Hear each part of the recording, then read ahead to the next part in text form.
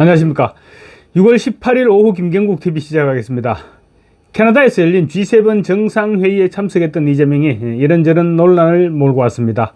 트럼프로부터는 끝내 외면당했고 한미 정상회담 일정이 확정됐던 것이 과연 진짜였느냐, 이런 의문과 함께 미국 측으로부터 사전 양해를 구했다는 대통령실 발표에도 계속 의문이 남습니다. 확실한 것은 트럼프로부터 패싱을 당했다는 것입니다.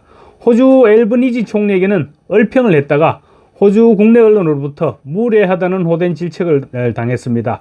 전용기에서 기자간담회를 하면서 회견과 아무 상관없는 김혜경을 연단에 세웠다가 빈축을 사기도 했습니다. 이시바 시게루 일본 총리는 이재명에게 대놓고 망신을 줬습니다. 또 언론들은 참석국가 대부분과 양자회담을 가졌다고 보도하고 있는데, 시릴 라마포사 남아공 대통령과 키어 스타머 영국 총리, 그리고 이시바 시게루 일본 총리 정도와 제대로 된 사진이 보도되고 있고, 나머지 국가 정상들과는 양자회담을 가졌다고 했는데 사진은 공개되지 않고 있습니다. 심지어 주최국인 캐나다의 마크 카니 총리와도 제대로 격식을 갖춘 사진은 보도되지 않고 있습니다. 유럽연합 EU 지도부 역시 마찬가지입니다. 한마디로 이번 G7 외교는 총체적 난국이 아니었나, 이런 평가가 나오고 있는 것입니다.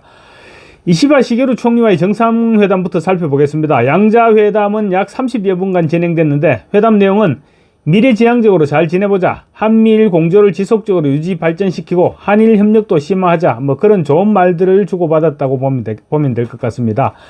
그런데 이시바 시게루 총리는 각국 정상들이 이재명을 어떻게 보고 있을지를 짐작케 하는 한마디를 했습니다. 처음 만나서 악수를 나누고 인사를 건네면서 이재명은 한국에서 일본과 한국의 관계를 가깝고도 먼 나라라고 한다. 마치 앞마당을 같이 서는 이웃집처럼 뗄래야 뗄 수 없는 관계다. 가깝고 보완적 관계에 있는 한국과 일본이 많은 부분에서 협력을 하면 서로에게 큰 도움이 될 것이다. 이렇게 인사를 건넸습니다. 그러자 이시바 총리는 취임을 축하한다면서 이렇게 만나 뵙는 것은 처음이지만 일본 TV 방송에서 매일 나온다. 그래서 처음 뵙는 것 같지가 않다고 말했습니다. 친근함을 표시한 말 같기는 하지만 한 발짝만 더 들어가서 생각을 해보면 이재명에게 한 방 먹인 그러한 말로 받아들여지고 있습니다. 이시바 총리가 의도적이었는지 아니었는지 알 수 없지만 외교적인 발언이었기 때문에 아마도 충분히 계산된 멘트였을 것입니다. 어쨌거나 일본 TV 방송을 통해서 접했던 이재명은 좋은 이미지였을 리가 없을 것인데, 이시바 총리는 그런 부분을 언급하고 나섰던 것입니다. 이재명은 정치적으로 철저한 반일 행보를 걸어왔습니다. 걸핏하면 토착 외교를 꺼내들었고 또 반일 장사로 재미를 봐온 사람이 이재명입니다. 특히 일본의 입장에서 재앙이었던 후쿠시마 원전 사고와 관련해서 이재명은 1년 내내 핵폐수를 부르짖었습니다.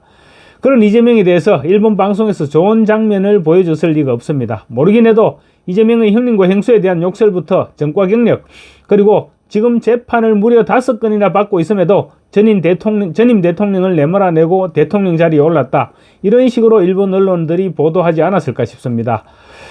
그리고 방탄조끼도 모자라서 선거기간 내내 방탄유리까지 뒤집어쓰고 유세를 하는 현장은 물론이고, 대통령 자리에 올라서는 자신의 재판을 없애려고 법을 뜯어고치려고 하는 그런 부정적인 내용들을 조롱하듯이 보도하지 않았을까 싶기도 합니다.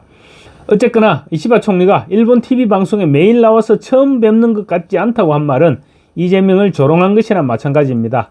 그러니까 당신이 그 말도 많고 탈도 많은 이재명이구나, 이런 말이었던 것입니다. 한국 언론들은 이시바가 그런 말을 하면서 친근감을 보였다라고 표현을 했는데, 한 발짝만 더 깊이 들어가면 결코 좋아할 만한 표현은 아니었던 것입니다. 이시바뿐만 아니었습니다. 브라질의 룰라 대통령은 프랑스의 마크롱 대통령과 얘기를 하면서 옆자리에 앉아있던 이재명에게 손가락질을 하기도 했습니다. 대통령실에서는 룰라가 이재명의 소년공 시절 얘기에 관심을 보였던 것이라고 말했지만, 대놓고 손가락질한 것은 무례한 행위라고 지적하지 않을 수 없는 것입니다. 가령 이재명이 아니고 트럼프였다면 룰라가 과연 손가락질을 해가면서 자기들끼리 그렇게 얘기를 할 수 있었을까요? 마크롱이 룰라와 이야기하면서 이재명에게 특유의 윙크를 했던 것도 거슬리기는 마찬가지였던 장면이었습니다. 마크롱이라고 룰라라고 이재명의 범죄 행각에 대한 정보를 모를 리가 없었을 것이고, 자연스럽게 그런 가벼운 표현들이 나왔던 것이 아닐까 싶기도 합니다. 이재명 본인의 외교적 결례도 논란거리로 떠올랐습니다. 이번 G7 정상회의에 참석한 정상들 가운데 처음으로 만났던 호주 앨버니지 총리에게 얼굴평가죠. 얼평을 했다가 호주 언론으로부터 외교적 결례이자 무례한 공격이었다면서 호된 비판을 받았습니다.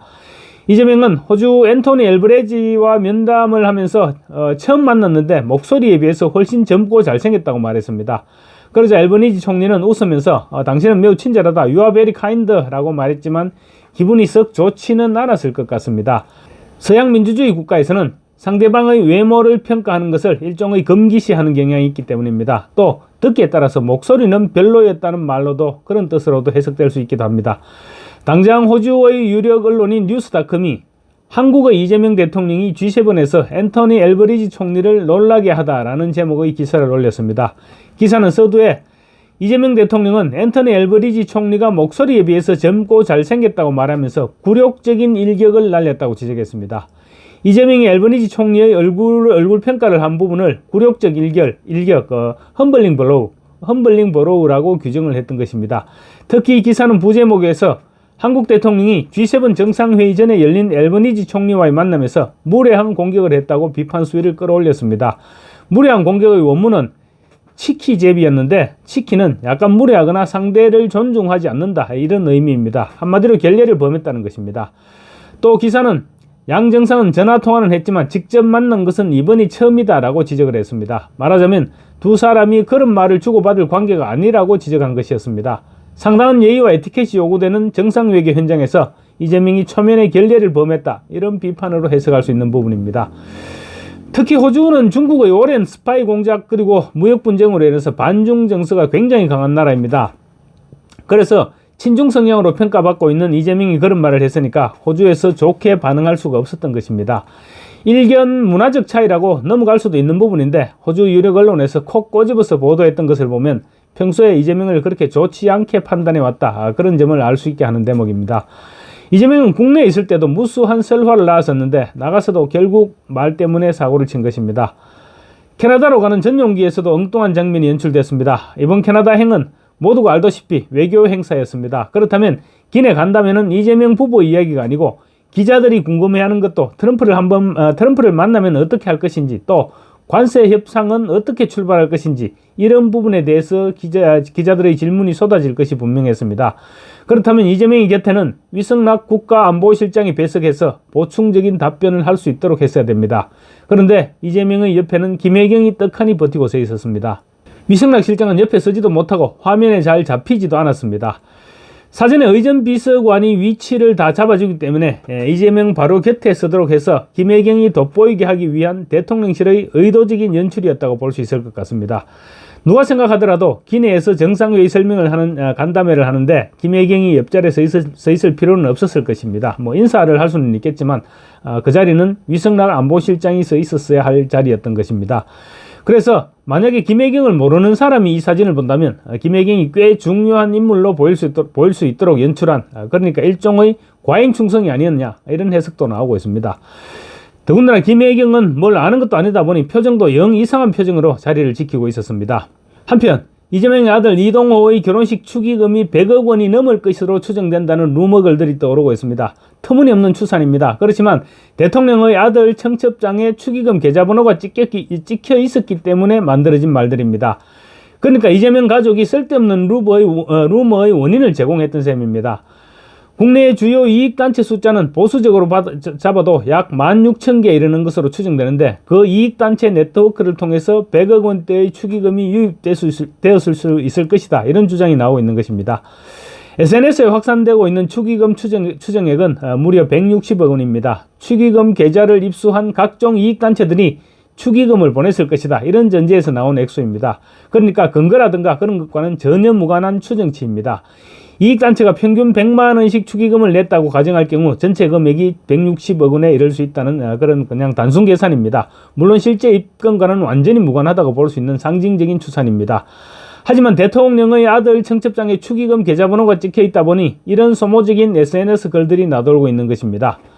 사람들이 믿지는 않습니다. 믿지는 않는다고 하더라도 일면 속으로는 진짜 얼마나 들어왔을까? 이런 생각을 할 수밖에 없을 것이고, 그런 생각들이 결국은 이재명 정부를 깎아내리게 되는 것입니다. 감사합니다.